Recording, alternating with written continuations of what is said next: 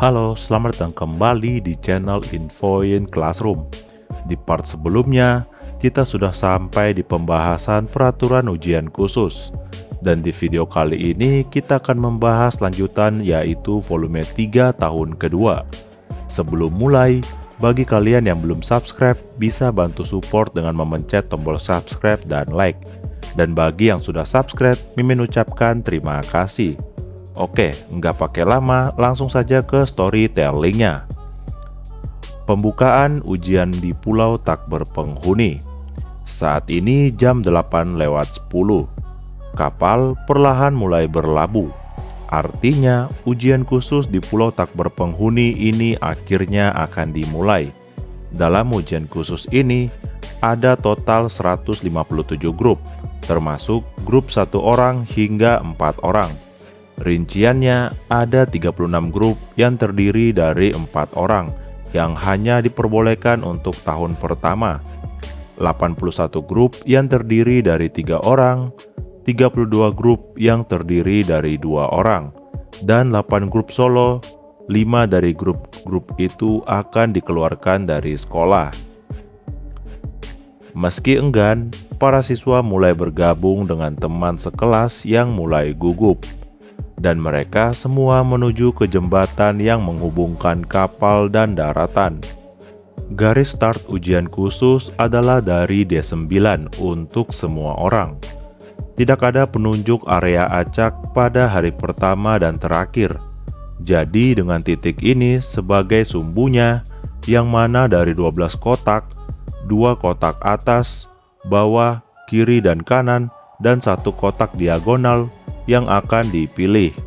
Namun, karena 2 kotak di bawah berada di luar peta, ini akan dimulai dari suatu tempat dalam total 11 titik area. Para siswa bisa menganggap ini sebagai hari pertama ujian khusus di mana siswa tidak tahu kanan atau kiri, dan hari untuk membiasakan diri dengan lingkungan. Bersama dengan pengumuman tersebut, para siswa menunggu kapal berlabuh dengan membawa barang bawaannya yang sudah diserahkan beberapa waktu yang lalu. Barang bawaan yang Ainokoji pilih untuk dibeli adalah tenda, 2 liter air, 3 botol air 500 ml, 2 porsi makanan portabel, senter, baterai mobile, panci, pematik api, dan set cangkir kertas. Totalnya 4.960 poin. Hanya ada sedikit barang gratis yang Ainokoji bawa, dan masih ada banyak ruangan kosong di ranselnya. Bahkan jika Ainokoji menyelesaikan tugas dan mendapatkan hadiah tambahan, ia tidak perlu khawatir untuk membawanya.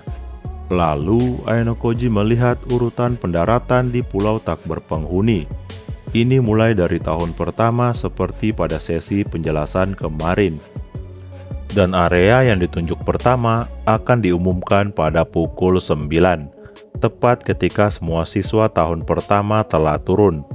Mengetahui itu, Ainokoji menilai hal itu bisa dianggap memberikan sedikit keuntungan bagi siswa tahun pertama. Sebaliknya, bagi siswa tahun kedua dan ketiga, hanya akan menerimanya sebagai kerugian 1 kali. Secara detail, kelas D adalah yang paling dirugikan karena kelas A bisa turun lebih dulu. Meskipun perbedaan total hanya sekitar 15 hingga 30 menit, itu cukup parah jika menyangkut persaingan waktu perjalanan. Saat Ainokoji memikirkan itu, terdengar suara, "Selamat pagi. Apakah kau tertidur dengan nyenyak kemarin?" Sambil menunggu turun dari kapal, Horikita yang membawa ransel memanggil Ainokoji dari belakang. "Ya, biasa saja. Kau sendiri bagaimana kondisi badanmu?" jawab Ainokoji yang bertanya kembali. "Kau masih mengungkit masalah tahun lalu?" "Aku tidak mengungkitnya. Aku hanya mempermainkanmu." "Itu sama saja kan?" kata Ainokoji dalam hatinya yang menebak biasanya Horikita akan membalas seperti itu. Lalu Horikita berkata, "Meskipun ujian khusus yang sulit akan segera dimulai, kau cukup tenang. pada titik ini tidak ada gunanya untuk berjuang. Sebaliknya, itu hanya akan membuang-buang tenaga. Daripada itu, apa kau dengar kalau ada seseorang anak laki-laki tahun ketiga yang sakit? Tanya Aenokoji. Ya, aku dengar. Aku senang tidak ada siswa yang sakit dari teman sekelasku untuk saat ini, jawab Horikita. Jika siswa sakit di titik awal, siswa akan mundur tanpa mengikuti ujian khusus ini. Siswa tahun ketiga yang telah dinyatakan mundur berada di ruangan medis atau rumah sakit sampai dia merasa lebih baik untuk sementara waktu. Bahkan setelah pemulihan, dia hanya bisa menunggu di kapal dan berdoa untuk perjuangan dari teman segrupnya. Untungnya, anak laki-laki yang mundur adalah salah satu dari grup 3 orang. Meski apes, dia masih beruntung karena tidak berada dalam grup yang dikeluarkan dari sekolah pada hari yang sama. Namun, bagi tahun ajaran lain, juga patut disyukuri karena sudah ada satu grup peringkat terbawah muncul lebih cepat. Waktu menunjukkan pukul 9 dan sinyal pertama terdengar dari jam tangan. Kemudian, semua siswa mengeluarkan tabel dan mulai memeriksa detailnya sekaligus. Itu karena para siswa akan kehilangan waktu jika baru bertindak setelah turun. Aenokoji pun memeriksa dengan tabel yang ia miliki. Area pertama yang harus Aenokoji tuju adalah D7. Itu berada di utara dari titik awal. Saat Aenokoji sibuk dengan dirinya, Horikita memiringkan tabel pada Aenokoji dan menunjukkannya. Lalu Horikita mengatakan area yang dia tuju untuknya. Aku di F9. Tampaknya tabel kita berbeda. Kelihatannya begitu, jawab Aenokoji. Keduanya berbicara seperti itu karena titik awal yang sama. Mereka berpikir meskipun tabel berbeda, masih ada kemungkinan berada di area yang sama. Tapi Aenokoji dan Horikita mendapatkan rute yang sama sekali berbeda. Saat ini semua ada 12 tabel. Jika semua area yang ditunjukkan dipisahkan setiap saat, akan selalu ada sekitar 13 grup lawan pesaing. Namun pada kenyataannya, dapat diprediksi bahwa area yang dituju akan sama terjadi berkali-kali. Oleh karena itu, Aenokoji berpikir penting untuk mengumpulkan poin satu persatu meskipun tidak berada di 3 grup teratas. Aenokoji ingin menghindari perkembangan mendadak dari munculnya area yang ditunjuk secara acak sebanyak mungkin. Sesaat setelah waktu yang ditentukan, Aenokoji dan Horikita berpisah menuju tempat yang ditentukan untuk memulai ujian khusus. Horikita berkata pada Aenokoji, "Aku tidak akan mengkhawatirkanmu lagi. Amankan setidaknya 1 peringkat tertinggi." Aku ingin melakukan itu. Tapi jika dengan ini hanya aku yang ternyata meninggalkan sekolah, aku tidak akan bisa tertawa. Mengatakan itu, Aenokoji menjawabnya sambil mengembalikan tabletnya ke dalam ransel. Lalu Horikita berkata, "Itu, sejujurnya aku akan dalam masalah." Horikita mengatakan bahwa dia akan dalam masalah jika Aenokoji pergi. "Aku meminjamimu beberapa poin selama ini. Aku tidak terima jika kau tidak mengembalikannya," kata Horikita. "Kok karena itu? Emangnya apa ada alasan lain?" tanya Horikita seolah sengaja sambil memiringkan kepalanya. Lalu Horikita berkata lagi, "Kamu memiliki kontrak dengan Kushida, jadi apa boleh buat? Jika kamu memiliki masalah dengan uang, tapi tolong lakukan sesuatu tentang itu." "Itu cerita yang menyakitkan," jawab Aenokoji. Aenokoji menjawab seperti itu karena jika ia perlu pengeluaran tiba-tiba, Aenokoji tidak bisa menghasilkan uang. Aonokoji bahkan tidak bisa mendapatkan uang untuk melindungi Kei dari penalti dikeluarkan dari sekolah sendirian. Setelah memikirkan itu, Aonokoji berkata pada Horikita, "Kau tidak usah memaksakan diri. Bagi seorang perempuan untuk solo itu akan menjadi pertarungan yang cukup sulit. Bergabunglah dengan grup mana saja lebih awal atau ciptakan situasi di mana kamu bisa membawa seseorang masuk ke dalam grupmu." "Aku anggap itu sebagai nasihat yang patut disyukuri," jawab Horikita. Aonokoji yang mendengar itu merasa cara bicara Horikita mencurigakan, tapi ia merasa tidak perlu terlalu khawatir. Itu karena Aonokoji menilai Horikita tidak seperti tahun lalu.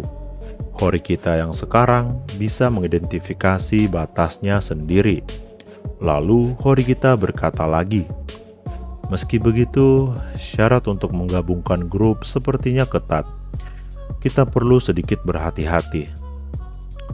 Dengan penggabungan kelompok, semakin lambat penggabungan akan semakin telat. Dan kemungkinan besar masalah akan semakin sulit. Namun, jika bisa meningkatkan jumlah orang hingga maksimal pada tahap awal, itu akan menguntungkan sampai akhir ujian. Itu adalah faktor besar di mana siswa akan bisa mendapatkan 6 poin hanya dengan mencapai satu area yang ditunjuk. 7 poin jika ada siswa yang memiliki kartu penambah. Bahkan jika bisa mengumpulkan 1 poin sebagai solo player, itu masih bisa membuat perbedaan yang tidak bisa dibicarakan.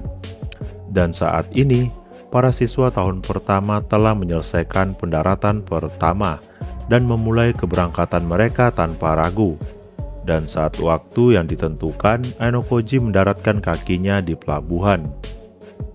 Setelah itu, Aonokoji memutuskan untuk melihat keseluruhan keadaan. Aonokoji melakukan itu tanpa terburu-buru menuju ke area. Aonokoji menilai perlu menyisahkan 1 hingga 1,5 jam perjalanan untuk berjaga-jaga. Tapi setelah Aonokoji pertimbangkan dengan hitungan mundur, Aonokoji menilai tidak dapat masalah bahkan jika menunggu sekitar 30 menit. Jika ia tidak mengincar hadiah kedatangan, Aonokoji mempertimbangkan itu karena tidak ada perbedaan nilai antara 1 poin yang ia dapatkan dalam 1 jam yang ia dapatkan 2 jam sebelumnya. Lalu Horikita yang telah mendarat di tanah sekali lagi berbicara kepada Aonokoji. "Sepertinya tidak ada grup di tahun kedua yang terburu-buru. Bukankah ide yang baik untuk bersaing di area yang ditunjuk pertama? Bahkan jika mengejar dengan terburu-buru, ada selisih 10 menit atau lebih, dan siswa tahun pertama yang memimpin. Itu akan menghabiskan banyak kekuatan fisik untuk menutupi perbedaannya. Wajar untuk berpikir bahwa yang terkena tembakan merugikan akan pergi tanpa terburu-buru," jawab Aonokoji. Saat Aonokoji dan Horikita mengobrol, Aonokoji melihat seorang pria berjalan dengan gagah di sampingnya mengobrol dengan seseorang. "Ngomong-ngomong, ini panas. Syukurlah aku sudah menyiapkan topi. Apa kau tidak kepanasan?" "Aku tidak punya cukup poin untuk membeli topi. Aku akan menahannya." Orang itu adalah Koenji dengan wajah yang lihat sejenak tersenyum. Aonokoji yang melihat itu merasa Koenji akan berusaha sebaik mungkin untuk menikmati 2 minggu yang berat. Lalu Aonokoji berkata pada Horikita, "Apa dia serius berniat menang ujian khusus ini? Si Koenji itu?" "Entah. Meskipun kami sudah bertaruh, aku sama sekali tidak tahu bagaimana dia akan bergerak," jawab Horikita. "Jadi 50-50 ya?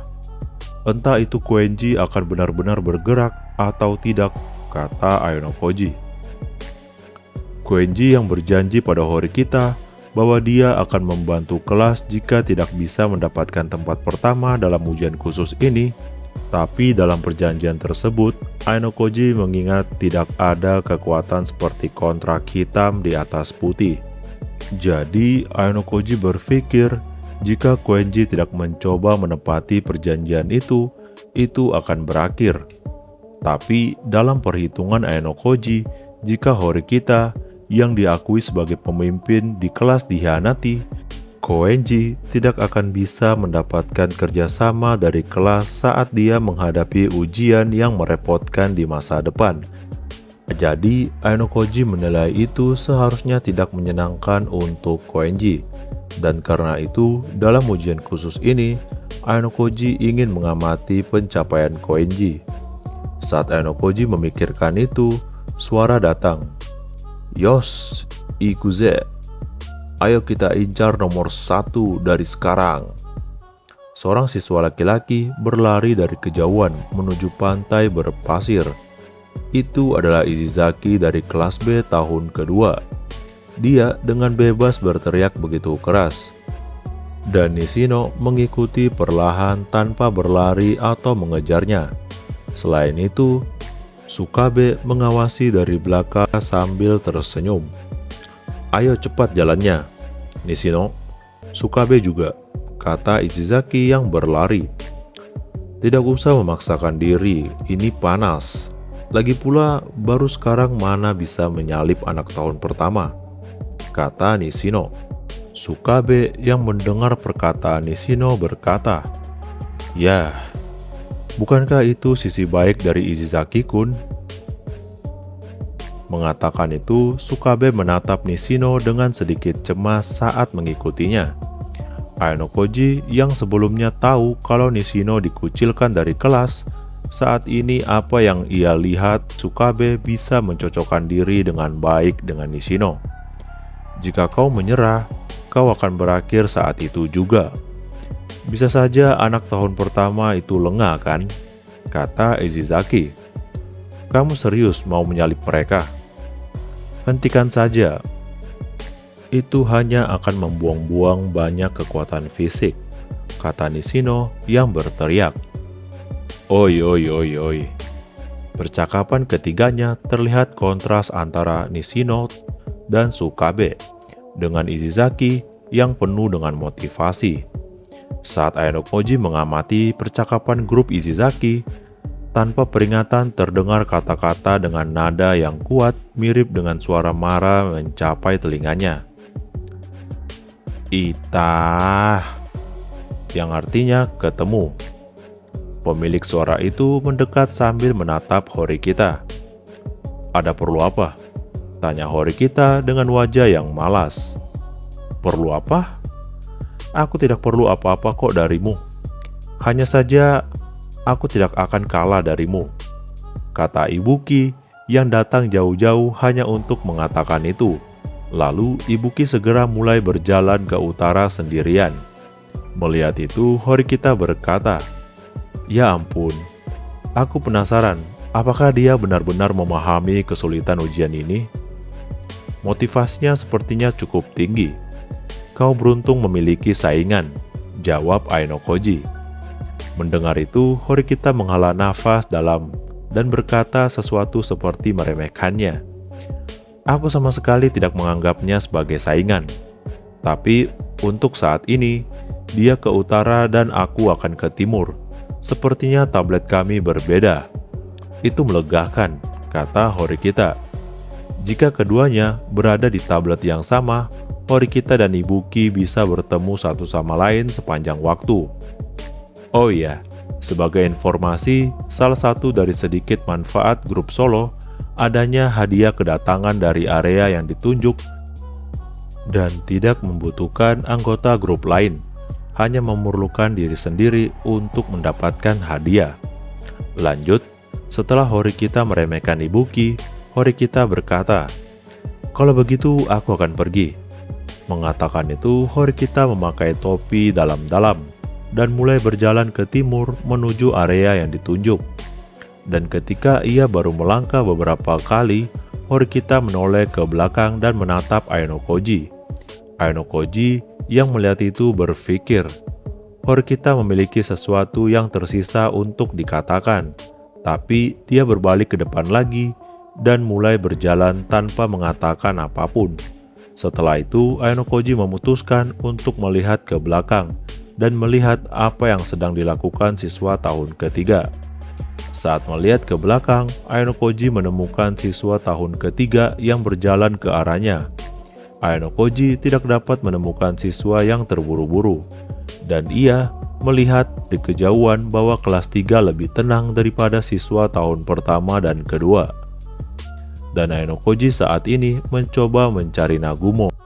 Ainokoji memperkirakan dari segi jumlah orang kelas 3, seharusnya turun dari kelas B ke sekitar kelas C, tapi ia tidak bisa melihat keberadaan Nagumo Miyabi. Sesaat saat Ainokoji mencari keberadaan Nagumo, siswa tahun ketiga menyusulnya dan menyalipnya. Dan saat itu Ainokoji mendengar suara. "Kau masih berada di titik awal, Ainokoji?" Ternyata itu adalah Kiruin. Lalu Ainokoji berkata, "Selamat pagi, Kiruin Senpai." Tapi ini bukanlah sesuatu yang tidak biasa, bukan? Ada banyak grup yang merencanakan strategi mereka di titik awal. Tapi kamu sendirian, bukan? Bahkan jika kau memikirkan sesuatu, kau bisa melakukannya sambil berjalan. Mendengar itu, Ainokoji merasa itu menimbulkan pertanyaan tentang kenapa ia berada di titik awal. Ainokoji tahu Kiruin bukanlah orang sembarangan. Melihat Ainokoji yang terdiam sesaat, Kiruin berkata, "Jika ada sesuatu yang ingin kamu cari tahu, katakan kepadaku." "Tidak, terima kasih. Karena Kiruin Senpai juga siswa tahun ketiga dan kami siswa tahun kedua, jadi kita adalah musuh," jawab Ainokoji yang menolak dengan sopan. Kiruin yang mendengar itu tidak mengatakan apa-apa lagi dan ia hanya menatap mata Ainokoji. Lalu beberapa saat dia berkata lagi, "Pemandangan seluruh siswa yang tersebar sekaligus di pulau tak berpenghuni ini memang cukup menarik. Kalaupun ada lebih dari 400 orang, mereka hanya seperti sampah di pulau tak berpenghuni." Kiruin mengatakan hal seperti itu dengan santai sambil melihat para siswa yang pergi ke pulau itu. Kiruin yang sebagai siswa tahun ketiga juga melakukan ujian khusus ini dengan solo player. Mengetahui itu, Ainokoji menilai bagi Kiruin ini seharusnya bukan pertarungan yang mudah. Tapi saat ini, Ainokoji tidak merasakan kecemasan ataupun ketidaksabaran darinya. Sebaliknya, Kiruin bahkan terlihat seperti menantikannya. Lalu Kiruin berkata, "Ngomong-ngomong, area yang ditunjuk pertamamu di mana?"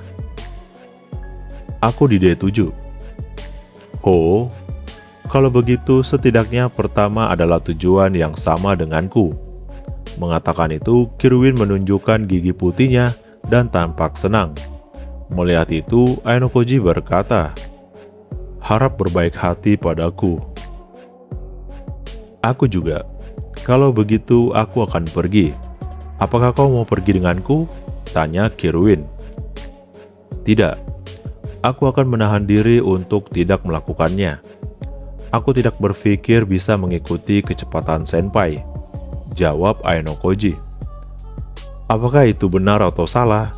Kita akan segera mengetahuinya." Mengatakan itu, Kiruin berjalan menuju pantai berpasir sendirian tanpa berkata apapun lagi. Kemudian Ainokoji tetap menunggu sebentar, tapi pada akhirnya ia tidak pernah melihat Nagumo. Setelah itu, beberapa menit di belakang Kiruin, Ainokoji memutuskan untuk mengambil langkah menuju pantai berpasir. Ainokoji pergi ke area yang ditunjuk pertama dengan santai. Baginya, salah satu poin penting dari ujian khusus ini adalah jangan melewatkan skor dari mencapai area yang ditunjuk. Itu karena ada kemungkinan siswa bisa mendapatkan 5 dari 10 poin, sekaligus jika siswa itu mendapatkan hadiah dari tugas peringkat teratas.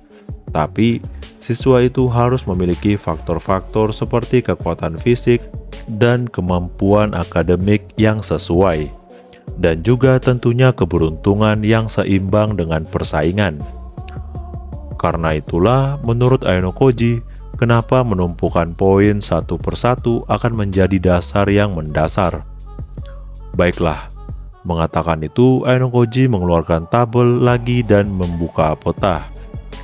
Peta yang Aino Koji lihat dibagi garis menjadi 100 kotak, dengan satu kotak perpanjangan 500 meter dan lebar 700 meter. Pergerakan pertama Aino Koji adalah dari area D9 ke D7. Karena saat ini Aino Koji sudah dekat dengan pusat area D9.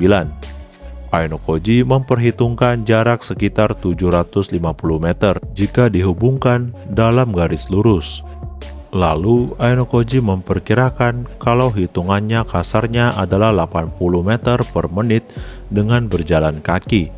Dan jika ia tidak mempertimbangkan faktor eksternal apapun, Aino Koji merasa bisa mencapai tujuan di area yang ditunjuk dalam waktu sekitar 9 menit.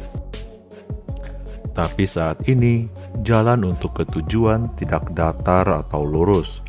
Ada perpohonan, lereng dan tebing yang curam yang akan menghalangi tujuan, dan juga beban yang diangkut Aino Koji di ransel membuat kehabisan tenaga yang akan sangat mempengaruhi pergerakannya. Sekalipun berjalan lancar, Aino Koji memperkirakan akan memakan waktu 30 menit, yaitu sekitar 3 kali lebih lama, bahkan menurutnya tidak aneh jika dibutuhkan lebih dari 1 jam jika melalui rute yang bukan jalur untuk dilalui. Dan setelah memikirkan itu, sambil berjalan, Aino Koji mengingat di ujian ini, area yang ditunjuk akan dipindahkan 4 kali sehari kecuali hari pertama dan terakhir. Karena itu, sangat mungkin untuk mengambil rute yang sama beberapa kali. Aino Koji berpikir harus mengingat baik-baik bagaimana dan kemana ia bergerak, serta berapa banyak waktu yang ia miliki. Waktu berlalu. Beberapa saat Aino Koji berjalan, jalan datar segera berakhir, dan pepohonan yang rimbun mulai mendekat. Aino Koji memasuki hutan. Ia teringat kembali kehidupan di pulau tak berpenghuni tahun lalu. Aino Koji tidak terlalu memperhatikannya tahun lalu ketika ia bergerak bersama sekelas. Dan saat ini Aino Koji sudah berada di area hutan. Seperti yang Aino Koji bayangkan, perjalanan di hutan sedikit sulit untuk berjalan lurus. Pada awalnya itu karena tanah yang ia pijak lebih kasar dari yang ia bayangkan. Dan saat Aino Koji berjalan, beberapa langkah Aino Koji melihat ada pelabuhan yang sangat besar. Aino Koji merasa ada jejak keberadaan manusia di masa lalu. Tapi pelabuhan yang Aino Koji lihat terlihat sudah lama sekali. Bahkan Aino Koji hanya melihat sekilas. Sebuah jaring-jaring besar yang dibuat oleh laba-laba terlihat dengan jelas. Aino Koji membayangkan untuk siswa yang takut serangga akan banyak mengalami masalah di ujian khusus ini. Tapi peringatan semacam itu sudah tertera di catatan untuk berhati-hati terhadap hewan liar yang disertakan di dalam manual. Setelah beberapa meter berjalan, di depan mata Aino Koji, ia melihat banyak grup yang berjalan sambil meraba-raba. Melihat itu, Aino Koji bertujuan untuk mengambil rute yang sama yang sudah dilewati orang-orang. Ia melakukan itu untuk mengurangi resiko cedera atau terjebak dari serangga. Kemudian beberapa saat Aino Koji berjalan, Aino Koji menemukan Haruka, Airi, dan Akito yang berhenti sedikit di depan dan menatap tablet. Melihat itu, Aino Koji menduga mereka mendiskusikan berbagai hal sambil memeriksa sekeliling. Dari waktu ke waktu, saat Aino Koji mendekat, ia mendengar suara bertukar pikiran tentang area selanjutnya. Melihat itu, Aino Koji berkata, "Apa kalian sedang membicarakan tentang area selanjutnya?" Kata Aino Koji yang memotong masuk untuk bertanya, dan ketiganya menjawab mengangguk pada waktu yang hampir bersamaan. "Area pertama kami adalah D8. Sepertinya sudah selesai," jawab Akito. D8 adalah area yang ditunjuk grup Akito saat melangkah ke dalam hutan. Dan mereka mendapatkan skor 3 poin. Lalu Akito menjelaskan situasinya saat ini pada Ayanokoji. Karena pasir di pantai berpasir tanpa bayangan, kami menebak area yang ditunjuk selanjutnya sambil berdiskusi. Mendengar itu, Ayanokoji membenarkan keputusan Akito, di mana lebih baik untuk memikirkan di mana area yang akan ditunjuk selanjutnya. Setelah menjelaskan situasinya, Akito berkata, "Area kamu ada di mana, Kiyotaka?" "Satu kota ke utara, di D7," jawab Ayanokoji. "Begitu ya. Mungkin ada banyak siswa yang sudah menuju ke sana, tapi 1 poin tetaplah 1 poin," kata Akito.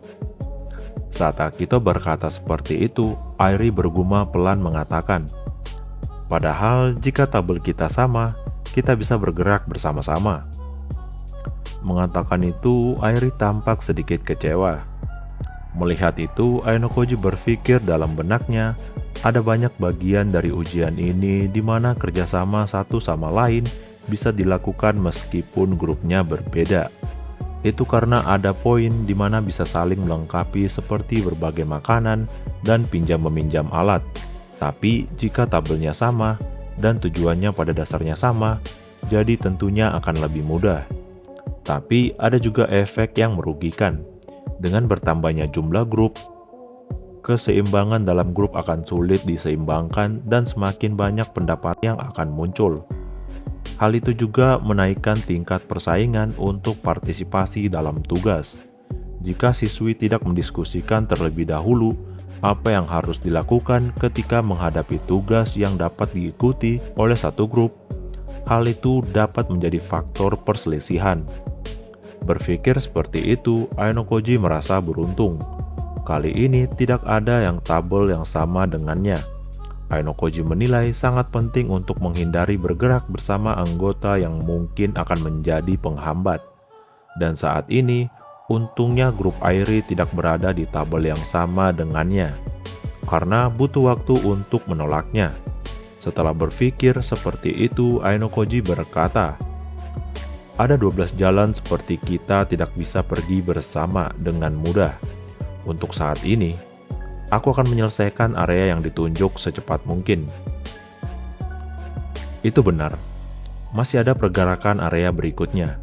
Jadi itu yang terbaik, kata Akito. Lalu Haruka juga berkata, "Kau agak kesepian. Kuharap kita bisa bertemu di suatu tempat dengan santai." Mengatakan itu, Haruka mengantarkan Ayanokoji pergi dengan kata-katanya. Sedangkan Airi mengantarkan dengan melambaikan tangan dan melihat Ayanokoji pergi. Ayanokoji pun membelakanginya dan memutuskan untuk melanjutkan perjalanan menuju D7. Setelah terus berjalan sekitar 30 menit, Ayanokoji sampai di tempat yang ditunjuk pertama. Segera setelah itu, jam tangan Ayanokoji mengeluarkan suara kecil. Ayanokoji melihat pemberitahuan bahwa ia diberikan 1 poin sebagai bonus kedatangan. Dan setelah merasakan pengalaman mendapatkan pemberitahuan mendapatkan poin, Ayanokoji mengetahui volume dari pemberitahuan bisa ia atur sendiri. Tapi untuk saat ini, Ayanokoji membiarkan apa adanya. Lalu Ayanokoji membuka tabel untuk berjaga-jaga. Dan Ayanokoji melihat 1 poin bonus kedatangan sebelumnya tersimpan sebagai riwayat pribadi. Lalu Ayanokoji melihat peta di tabelnya. Ia merasa pulau tampak tidak terlalu luas saat dilihat dari peta.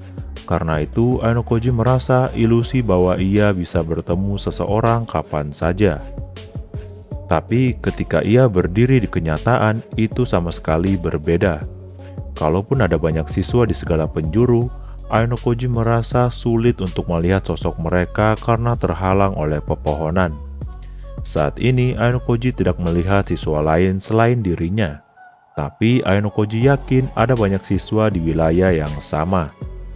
Ayanokoji yang menduga para siswa berada sedikit lebih dalam di tengah hutan, dan mereka sedang memikirkan tentang area yang ditunjuk berikutnya, dan Ainokoji menilai hal itu berguna untuk mengumpulkan informasi. Jika para siswa membaca dan mencari tempat terbuka, mereka dapat membuka pandangan untuk memudahkan pemahaman. Dan setelah Ainokoji berjalan sampai ke tengah hutan, ternyata benar banyak siswa yang berkumpul untuk nongkrong di suatu tempat. Melihat itu, Ainokoji memprediksi semua tahun ajaran akan bersaing waktu area yang ditunjukkan selanjutnya. Ainokoji menilai itu adalah tindakan yang wajar untuk meningkatkan peluang menang bahkan hanya untuk 1%. Selain itu, satu-satunya cara untuk mempersempit siapa saingan yang berbagi tablet adalah dengan melihatnya langsung dan mengkonfirmasinya. Dengan mengulangi jumlah percobaan, para siswa bisa mendapatkan pandangan kasarnya. Setelah memikirkan itu, Ainokoji memandang ke para siswa yang ada di sekitarnya. Ainokoji bisa mengkonfirmasi ada 29 orang termasuk dirinya, sejauh yang ia lihat di sini. Pada akhirnya, pemikiran Ainokoji mengasumsikan bahwa lebih banyak siswa yang tinggal di area yang sama. Ketika Ainokoji memikirkan itu, terdengar suara dari telinganya. "Selamat pagi, Ainokoji Senpai." Itu adalah Tsubase Nanase dari kelas D tahun pertama.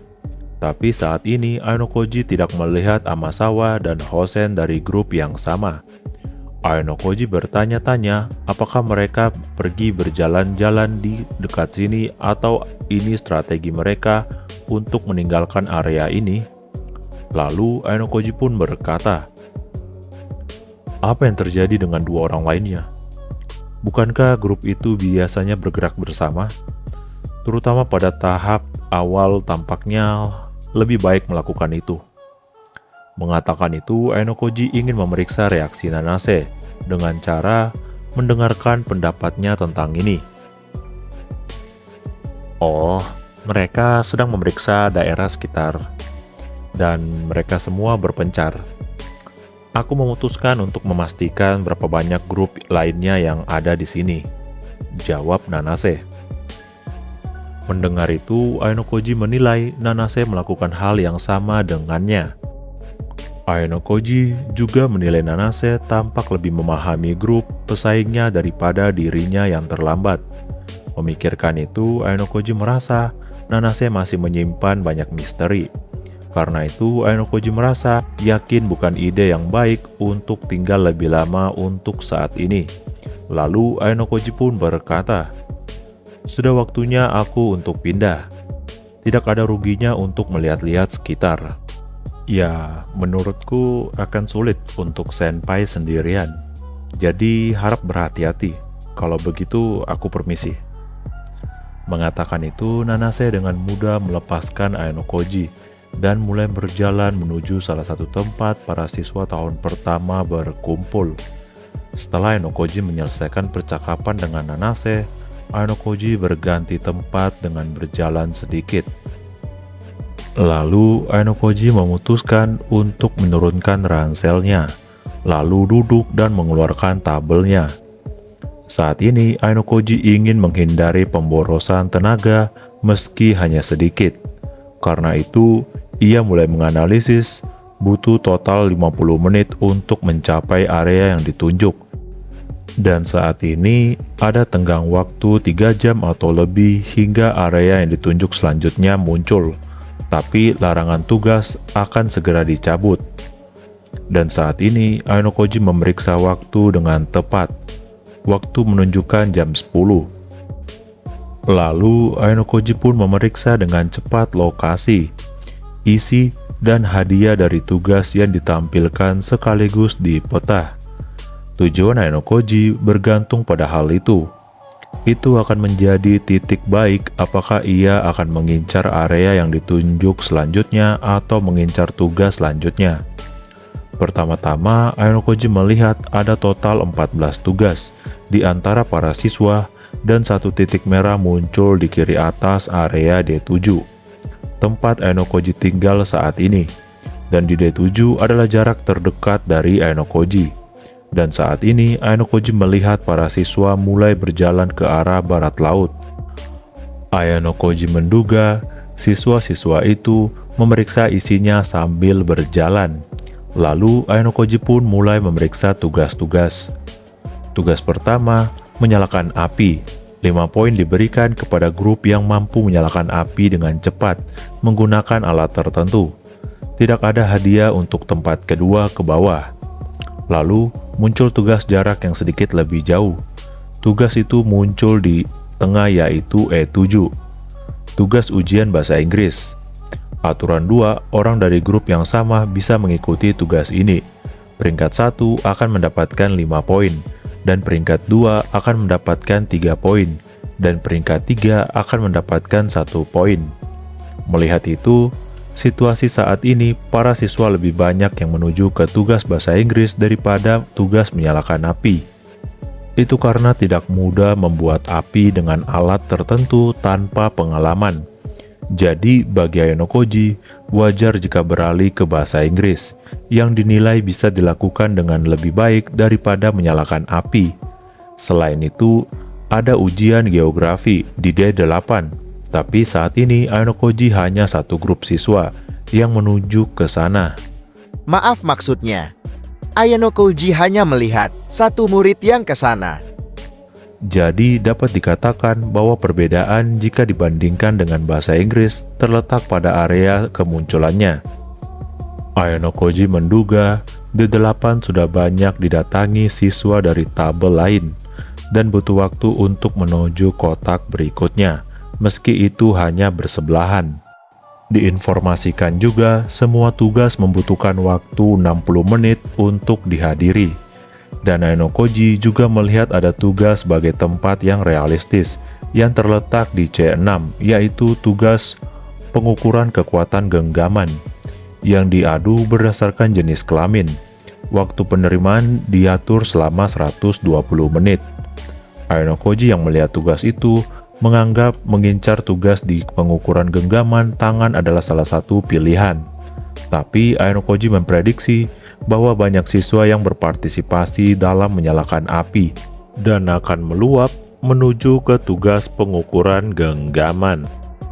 Dan jika area yang ditunjuk muncul di timur, diperlukan perjalanan dengan jarak yang cukup jauh. Dan Ayano Koji juga melihat ada tugas yang terjauh dari 14 tugas, adalah tugas ujian pengetahuan umum dan juga muncul di G3. Dan tugas itu adalah tugas dengan skor tertinggi, di mana satu orang bisa berpartisipasi di setiap grup, dan peringkat pertama bisa mendapatkan 10 poin. Ayano Koji berpikir jika ia pergi ke sana dengan batas waktu 180 menit, besar kemungkinan waktu akan habis sebelum ia mencapainya. Dan bahkan jika ia ke sana, kemungkinan besar Ayano Koji akan meninggalkan area yang ditunjuk, sehingga ia tidak bisa bergerak dengan mudah. Akan tetapi, jika berjalan dengan lancar, Ayano Koji dengan mudah akan mendapatkan 10 poin dengan sekali menyelesaikan tugas. Memikirkan itu, Ayano Koji berkata, ini ujian yang menarik. Saat ini, Ayano Koji memiliki waktu 3 jam sebelum pengumuman area yang ditunjuk selanjutnya. Ayano Koji memutuskan untuk mengambil pengukuran kekuatan cengkraman dan tugas yang akan dilakukan di C6. Dan Ayano Koji pun memutuskan untuk mengangkat pinggangnya dan mulai berjalan sambil dengan cermat memeriksa setiap tugas yang tidak Ayano Koji rencanakan untuk diikuti. Tujuannya untuk mengingat semua di mana dan tugas apa saja yang muncul. Setelah 40 menit berjalan menuju C6, Ayano Koji hampir sampai di tempat itu. Yahoo, Ayano Koji-kun. Dari kejauhan, Hoshinomiya Sensei, guru wali kelas C tahun kedua, mengatakan itu. Hoshinomiya berada di bawah tenda untuk menghindari terik matahari. Selain itu, Ayano Koji juga melihat hampir 20 siswa dari tahun pertama hingga tahun ketiga bisa dilihat di sekitarnya. Ketika Ayano Koji sampai di depan Hoshinomiya, Hoshinomiya berkata, "Ayano Koji ternyata datang ke sini. Tapi sayang sekali, Batas waktunya sekitar 5 menit yang lalu. Selain Hoshinomiya Sensei, ada seorang pria dewasa asing yang sedang menjelaskan tugas kepada siswa yang berkumpul. Kelihatannya begitu, jawab Ainokoji. Mengatakan itu, Ainokoji berpikir tetap berada di sini tidak ada gunanya. Ainokoji tidak terlalu suka terlalu banyak terlibat dengan Hoshinomiya Sensei. Jadi ia mencoba untuk pergi, tapi Hoshinomiya meraih lengan Ainokoji dengan kuat dan berkata, "Kau tidak perlu terburu-buru. Kau bisa bebas kok untuk berkunjung." Aku pikir itu masalah dengan menyita waktu siswa untuk kenyamanan sepihak guru, kata Ainokoji. Bukankah itu berlebihan? Masih ada banyak waktu kok. Mendengar itu, Ainokoji menilai inti dari ujian ini harusnya sudah dipahami dengan baik oleh seorang guru, di mana keputusan 1 detik dapat membuat perbedaan. Tapi saat ini, Hoshinomiya tidak membiarkan Ainokoji pergi. Lalu, Ainokoji pun berkata, "Area yang ditunjukkan padaku adalah D7. Sangat mungkin bahwa area yang ditunjuk berikutnya adalah C6.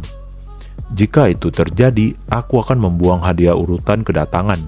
Bisakah ibu bertanggung jawab untuk itu?" Sampai Ainokoji mengatakan itu, Hoshinomiya Sensei pun dengan tergesa-gesa melepaskan lengan Ainokoji dengan mengambil jarak. Dia pun berkata, "Ya, Ainokoji-kun ini jahat banget kata-katanya. Padahal aku hanya ingin berbicara sedikit. Nah, meskipun aku sedikit tidak puas, maukah kau mendengarnya?"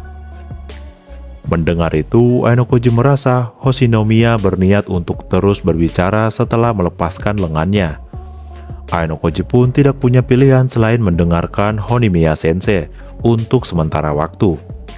Lalu, Hoshinomiya pun berkata, "Sudah sejak ujian akhir sekolah, aku berbicara 1 lawan 1 dengan Ainokoji seperti ini." "Itu benar," jawab Ainokoji. Bagi Hoshinomiya Sensei yang melihat cara bertarung Ainokoji dari dekat dan Ainokoji yang mendapatkan nilai sempurna dalam matematika, tidak sulit bagi Ainokoji untuk membayangkan bahwa Hoshinomiya akan memiliki kewaspadaan yang lebih kuat padanya. Lalu Hoshinomiya berkata lagi, "Dan kau mendapatkan banyak perhatian akhir-akhir ini, kan? Kupikir kau tidak suka menonjol."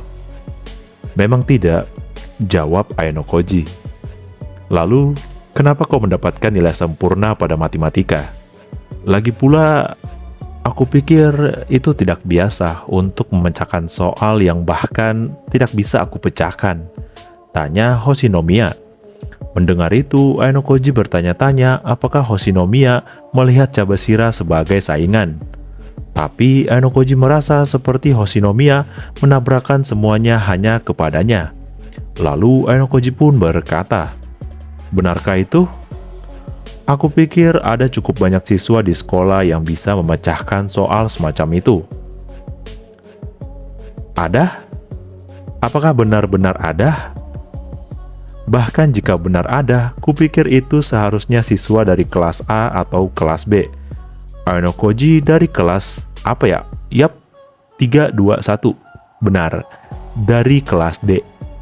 Jika berbicara tentang kelas D, maaf, tapi menurutku itu adalah kelas di mana banyak produk cacat dikumpulkan.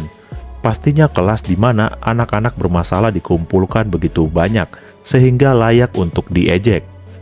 Di antara produk cacat seperti itu, apa pantas aku mengakui bahwa ada anak dengan spek luar biasa seperti Ainokoji?" kata Hoshinomiya. "Aku tidak tahu bagaimana Anda menilaiku, tapi aku pikir ada cukup banyak siswa berbakat di kelas D tahun kedua. Dan kupikir ada banyak siswa berbakat di kelas D tahun pertama juga, bukan?" jawab Ainokoji. Itu benar sih. Sepertinya kebijakan sekolah memang sudah sedikit berubah sejak tahun lalu ya, kata Hoshinomiya.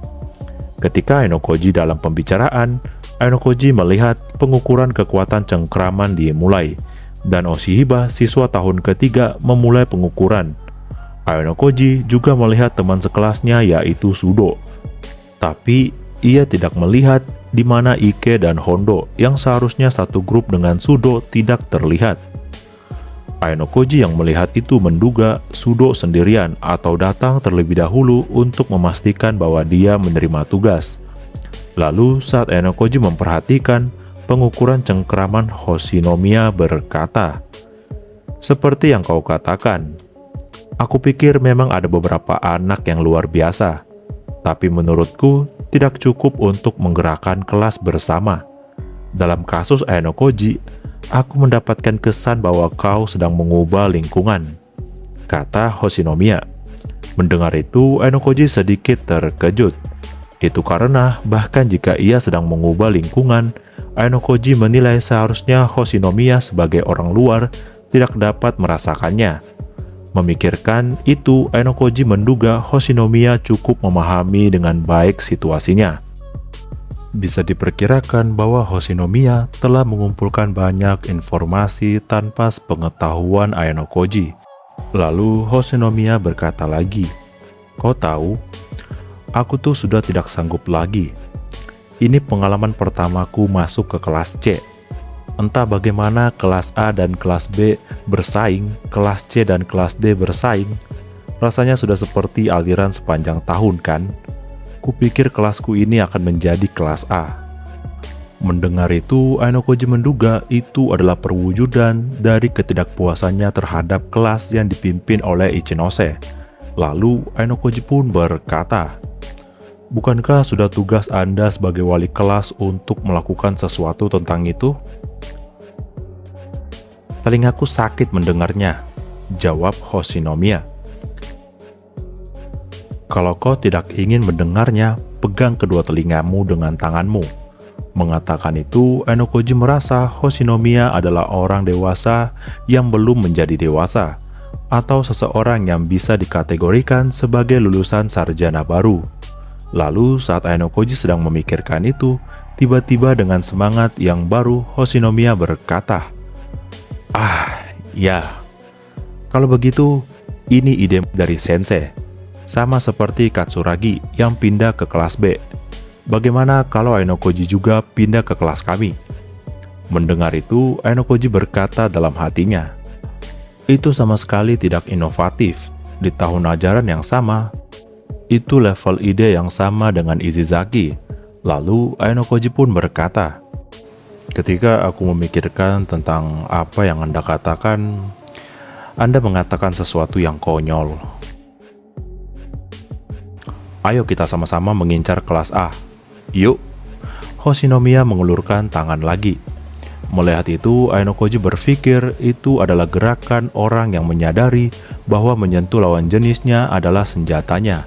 Tapi sebelum Hoshinomiya menyentuh Ayanokoji, dia menghentikannya. Ayanokoji menduga itu mungkin karena peringatan sebelumnya. Dan sesaat setelah menghentikan tangannya, Hoshinomiya menggelengkan kepala dan mengontrol dirinya sendiri. Lalu Ayanokoji pun berkata, "Aku tidak bisa menyiapkan 20 juta poin, bahkan sampai aku lulus. Bahkan jika aku bisa menyiapkan uang sebanyak itu sendiri, pada tahap ini aku tidak tahu kelas mana yang akan bertahan sebagai kelas A.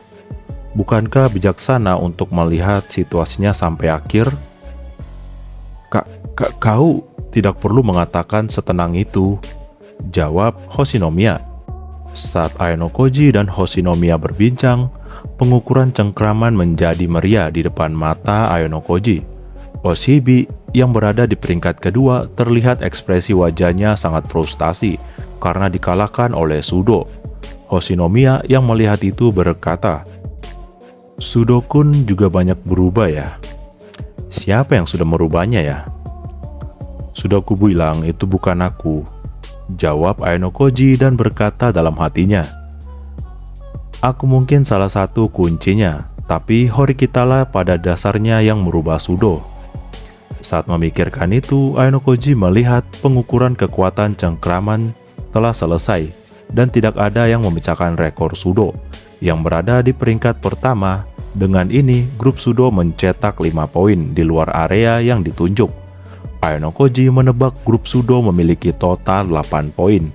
Tapi pada saat yang sama, Ayanokoji merasa ada perbedaan antara langit dan bumi dengan 1 poinnya. Setelah Ayanokoji memikirkan itu, Ayanokoji melihat para siswa tersebar sekaligus. Begitu tugas selesai, Ayanokoji pun berkata, "Kalau begitu aku akan pindah juga." 2 minggu sampai ujian selesai, aku akan dikirim ke sana dan ke sini. Jadi sampai ketemu lagi, jawab Hoshinomiya. Mendengar itu, Ayanokoji memutuskan untuk meninggalkan tempat ini sambil berpikir bahwa ia tidak ingin terlalu sering bertemu dengan Hoshinomiya jika memungkinkan. Setelah itu, Ayanokoji pergi menuju 2 tugas yang baru muncul, tapi keduanya segera berakhir tanpa Ayanokoji bisa berpartisipasi, karena langsung dibanjiri oleh siswa. Lalu area yang ditunjuk kedua, yang dimulai setelah pertengahan hari dan dimulai pada pukul 13 adalah B7, dan Ayanokoji hanya mendapatkan bonus kedatangan. Dan area yang ditunjuk ketiga yang tiba beberapa waktu yang lalu adalah kembali ke D7, yang merupakan area yang ditunjuk pertama. Dan di sini Ayanokoji juga hanya mendapatkan bonus kedatangan. Setelah mengulangi pergerakan 2 kali, Ayanokoji dengan stabil mengumpulkan 2 poin. Jadi saat ini Ayanokoji memiliki 3 poin yang didapatkan di hari pertama. Dan Ayanokoji berpikir ia berada di rutan terbawah, tapi Ayanokoji tidak pesimis. Itu karena saat ini baru pertama dimulai, dan siswa belum tersebar di seluruh pulau. Jadi saat ini sulit untuk mencetak poin sendirian. Bahkan jika Ayanokoji memaksakan diri, konsumsi air minum akan sangat parah. Saat Ayanokoji memikirkan itu, terdengar suara, "Senpai." Ayanokoji bertemu dengan Nanase lagi di tempat yang mirip dengannya. Tampak mereka berdua bertemu di pagi hari. Lalu Ayanokoji berkata, "Ini kali kedua kita bertemu." "Ya, kebetulan sekali." Di sini Ayanokoji menduga saat ini Nanase juga bertindak sendirian. Itu karena ia melihat Hosen dan Amasawa tidak terlihat dimanapun. Lalu Nanase berkata, "Bagaimana dengan hari ini?" "Aku melakukan yang terbaik, hanya untuk mendapatkan 3 poin. Bagaimana denganmu?" jawab Ayanokoji dan kembali bertanya. "Untuk area yang ditunjuk, kami bertiga mendapatkan 8 poin. Aku tidak tepat waktu untuk area yang ditunjuk kedua, tapi aku mendapatkan peringkat pertama di setiap tugas yang aku ikuti. Jadi aku mendapatkan total skor 13 poin. Itu awal yang bagus," kata Ayanokoji. "Kalau begitu aku permisi," kata Nanase. Setelah percakapan seperti itu, keduanya berpisah. Dan saat ini waktu menunjukkan jam 5 kurang. Sore hari, Ayanokoji mulai berjalan dengan tenang di hutan untuk memutuskan tempat tidurnya hari ini. Ayanokoji mencoba mencari tempat yang tidak terkena matahari, itu karena saat ini adalah musim panas. Suhu ruangan akan meningkat tajam di dalam tenda yang terkena sinar matahari. Jika ia ceroboh dalam hal ini, Ayanokoji merasa panas akan tetap ada bahkan di malam hari. Dan saat ini Ayanokoji berjalan ke arah timur dari D7 dan berhenti di dekat area E7. Lalu Ayanokoji memutuskan untuk mendirikan tenda di tempat yang agak terbuka. Dan Ayanokoji mengeluarkan 2 liter air dari ranselnya dan menuangkannya ke cangkir kertas. Ayanokoji berpikir meminum langsung dari mulut tidak mencegah kuman di rongga mulut masuk ke dalam botol. Jika dibiarkan pada suhu tertinggi, dapat menimbulkan jamur dan sejenisnya. Ayanokoji merasa itu adalah salah satu hal yang tidak boleh ia lakukan dalam ujian ini, dengan mengambil resiko jatuh sakit karena hal-hal sepele. Dan Ayanokoji juga berpikir pada hari pertama dan kedua, tidak sulit untuk mengimbangi dengan makanan dan air yang dipersiapkan sejak awal pembelian. Namun setelah hari ketiga, situasi kemiskinan melanda, dimulai ketika makanan yang sudah habis, tapi ada strategi untuk berpartisipasi dalam beberapa tugas dan mengincar hadiah partisipasi. Meskipun tidak menang, tapi sejauh yang Ayano Koji lihat di tabel, tidak banyak tugas yang bisa menerima hadiah partisipasi. Setelah memikirkan itu, Ayano Koji membuka tabel dan melihat kembali hasil hari ini. Tugas pada hari pertama muncul sebanyak 68 kali. Melihat itu, Ayano Koji tidak tahu apakah para siswa bisa mengikuti semuanya. Tapi hari ini Ayano Koji berkesempatan untuk mendapatkan air mineral sebanyak 14 kali. Itu sekitar 20% dari total. Jadi itu bukan peluang yang banyak. Namun, yang menurut Ayano Koji menarik adalah tugas kompetisi yang bisa dianggap sebagai tindakan bantuan. Urutan kedatangan pada tugas yang muncul dievaluasi sebagai adanya 2 liter air diberikan kepada siswa pertama, 1,5 liter diberikan kepada siswa kedua, 1 liter diberikan kepada siswa ketiga, dan 500 ml air diberikan kepada siswa yang sampai urutan keempat hingga ke-30.